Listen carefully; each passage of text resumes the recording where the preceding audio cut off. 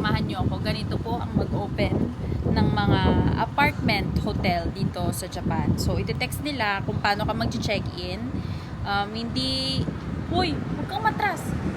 Hindi ito katulad ng mga typical na hotel na mag-check-in ka dun sa may front desk, ganyan. Hindi siya ganun. So, magte-text sila sa'yo at bibigyan ka nila ng instruction kung ano yung gagawin mo. So, let's go. Let's go.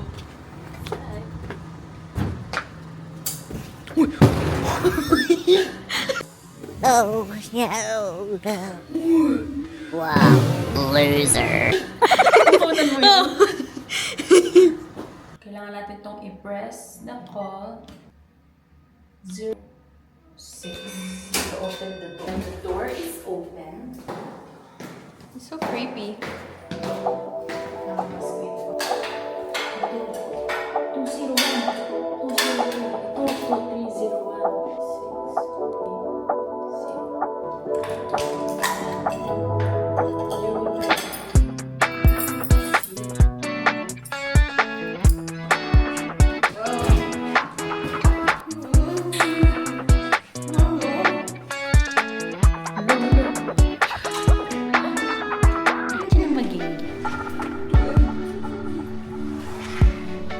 So guys, here is our apartment slash hotel na hindi namin alam kung nasa yung switch. Check for bed bugs. So everything. Oh, I love it. Look at this. Talaga naman, nauna na sila. We have also our kitchen. Nice. We have the fridge. We can cook our foods here. And let's check kung meron din silang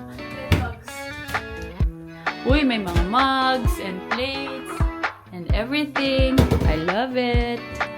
And let's check for the may pangsaing. May pangsaing, may panghiwa. And how about this? Wow, kompleto siya, guys. There's a cup. And plastic ng basurahan yan. For sure. Ayan, ang mga plates and all. Nice. And this is the best part. Cloud! Oh, nice. Baka din nila sinet up.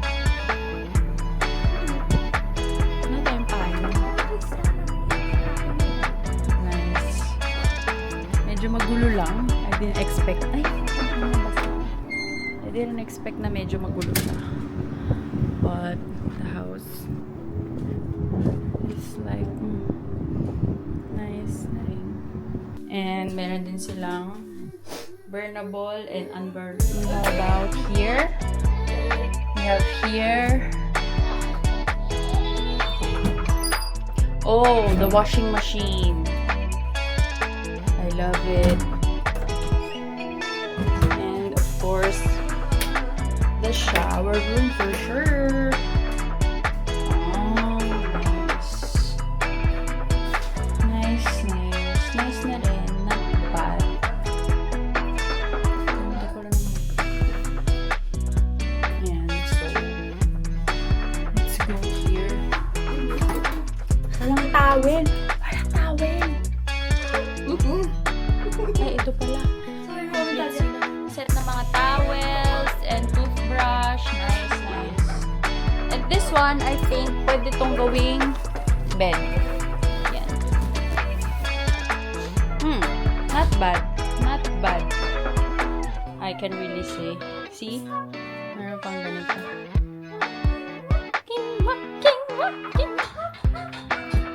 Umutot!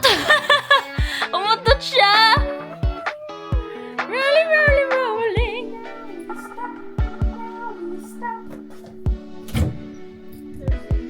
Oh. Marami pang hanger and everything, tissue. Yan.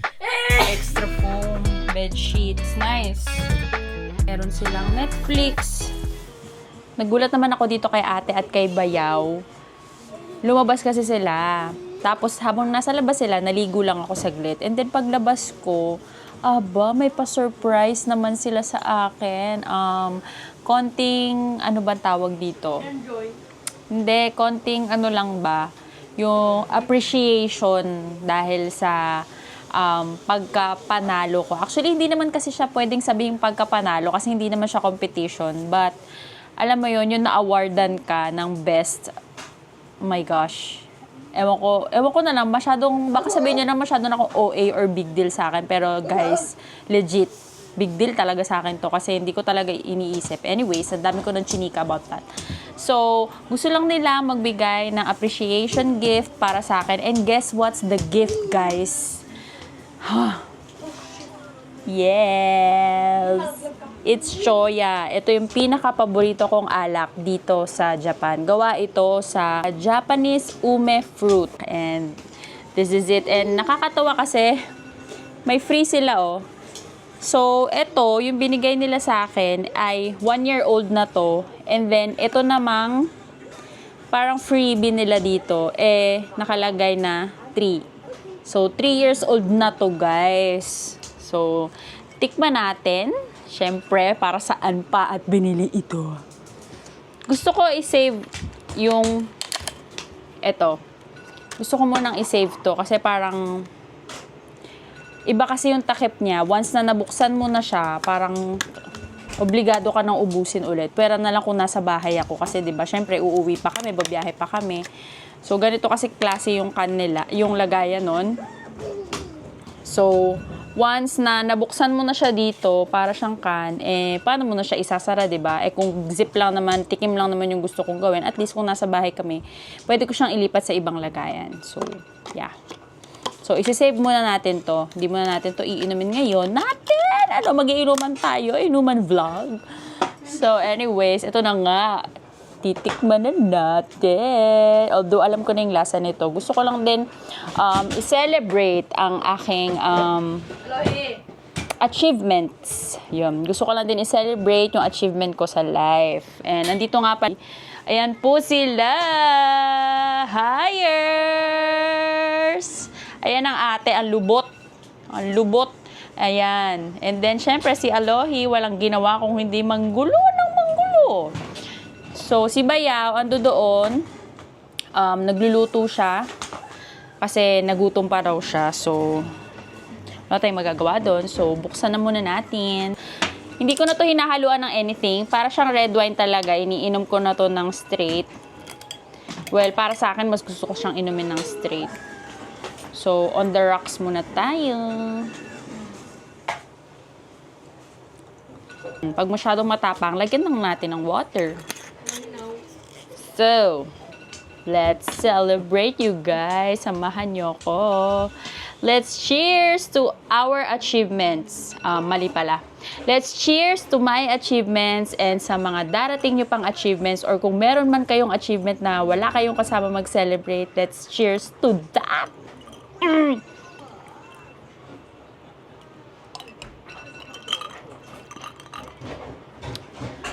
Ang sarap niya. Ang sarap nito. Hindi na talaga kailangan ng tubig. Isang baso lang, promise. Kung curious kayo kung ilan ang content alcohol nito, ito po ay 15% alcohol. So, parang red wine lang din talaga, di ba? Ang red wine, nagre-range siya ng 11 pataas. So, parang ganun lang din siya. Since 1-year-old to, medyo nasa 15 na siya. Pero meron din namang mga nasa 10 ata or 8, parang ganon. So, anyway, syempre, iinumin ko na muna to and magre-relax muna kami dito sa bahay. Time check, it's already 9 o'clock. Hindi pala bahay. Dito sa apartment, magre-relax muna kami, manonood muna kami ng movie, and mag-chill-chill. Alam mo yun? Me time, 'di ba? Family bonding, yun. Yun lang naman yung typical namin ginagawa. Nanonood lang ng movies, tapos kumakain, or shot-shot ng kaunti, kaming dalawa ni Bayaw. So, anyways, so, yun na lang muna, and see you guys tomorrow! Good morning! I am cooking breakfast now for them. Nakapaghilamos na rin ako, nakapag-toothbrush na ako. magpapalitan ako ng damit and mag-ayos ng hair. And 10 a.m. kailangan naka-check out na kami dito. So, dito muna tayong breakfast, kape, and konting sulit sa journal, and read ng Bible. So, yeah. Breakfast. Wala kaming nabiling mantika, kaya lahat sa tubig ko niluto, and hindi non-stick pan yung ginamit ko kasi yun lang yung available. So, let's see kung anong magiging resulta nitong mga itlog na to.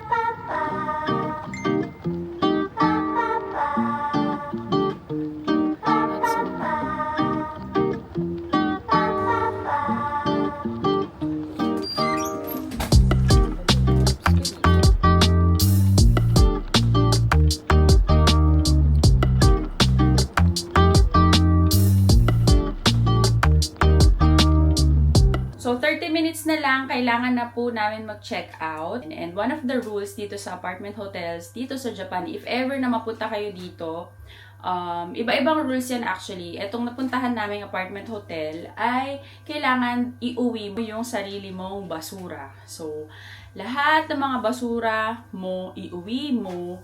And then, hugasan mo lahat yung mga nagamit mong pinggan. And then, yung trash bin nila, kailangan mong palitan ng mga plastic. Naka-provide na yung plastic nasa may ilalim ng sink, yung cabinet sink nila. So, that's the rules here in Japan, and that's how Japanese teach people, lalo na yung mga foreigners, na magkaroon ng disiplina. So, let's do it! We're done!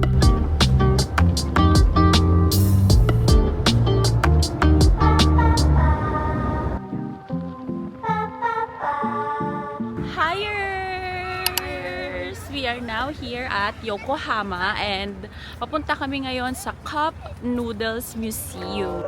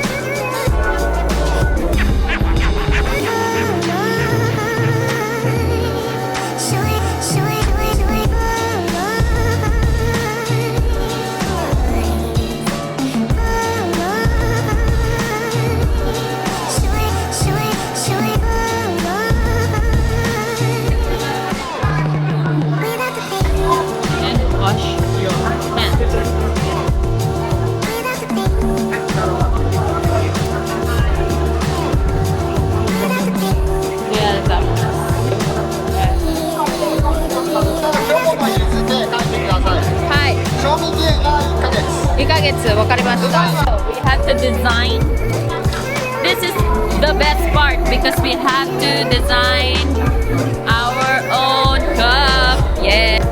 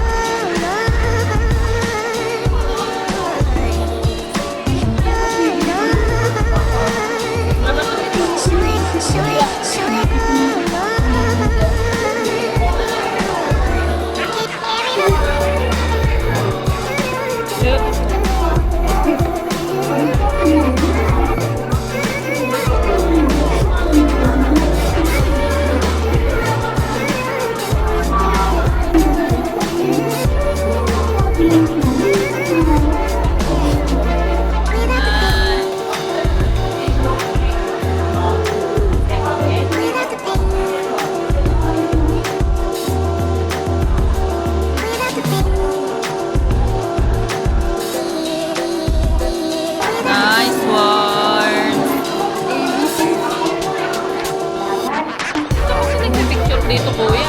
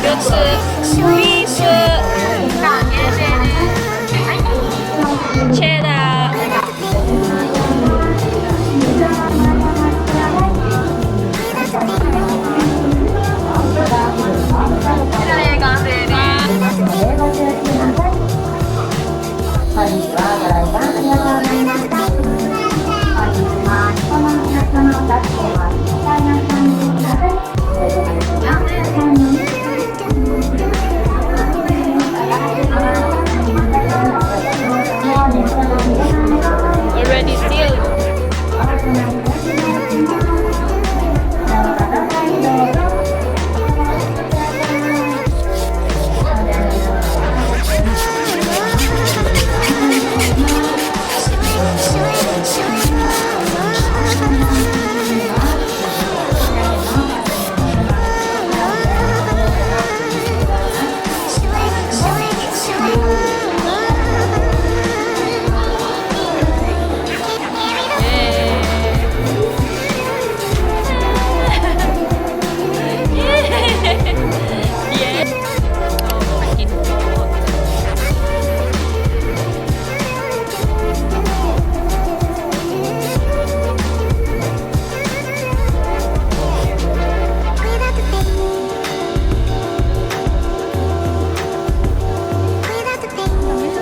Tamis?